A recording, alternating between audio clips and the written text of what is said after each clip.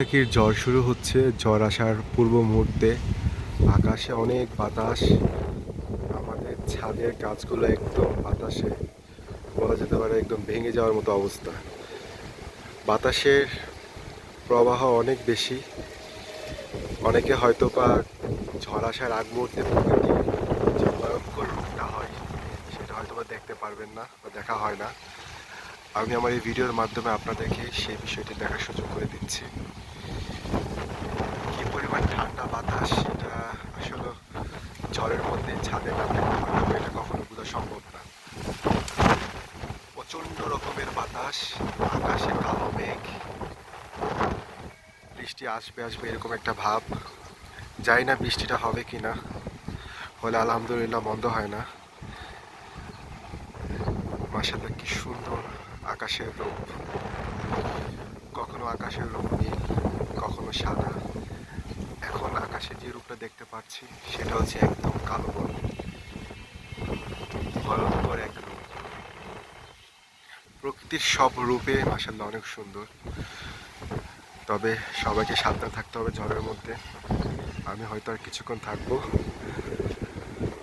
ছাদে অনেক সুন্দর সুন্দর কবুতর উঠছে, হয়তো তারাও নিরাপদ একটা আশ্রয় খুঁজছে।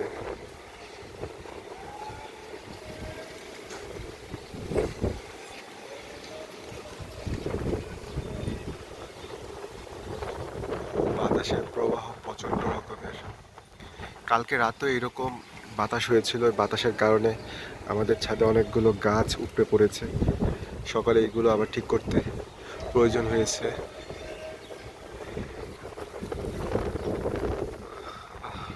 মাশাআল্লাহ একটা ঠান্ডা বাতাস।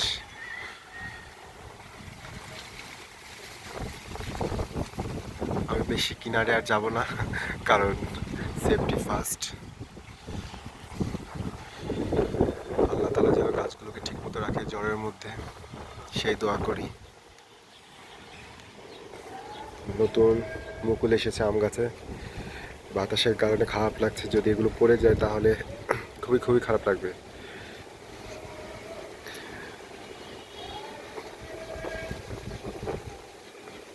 এই ছোটো ছোটো ভিডিওগুলো করার একটাই কারণ হচ্ছে, যখন ইচ্ছে হবে প্রকৃতির এই সুন্দর রূপগুলো দেখার জন্য, যেন খুব সহজে ইউটিউবে গিয়ে দেখতে পারি।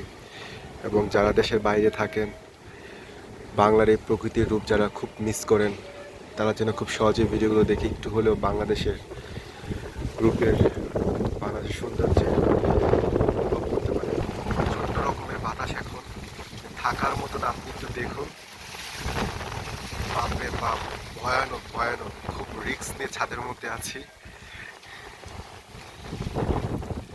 ওই যে দেখুন, মেঘগুলো এক পাশ থেকে আরেক পাশে চলে যাচ্ছে।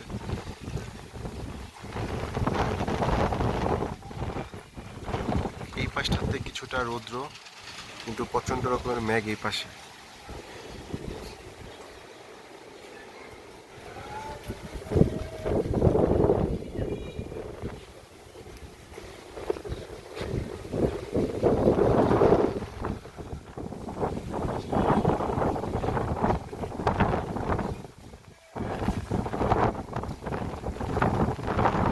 গ্রামে হয়তো ঝড় আসলে আমের দিনে হয়তো আমরা সবাই আম কুড়ানোর জন্য আম গাছের নিচে চলে যেতাম, কিন্তু শহরে এই সুযোগটা নেই।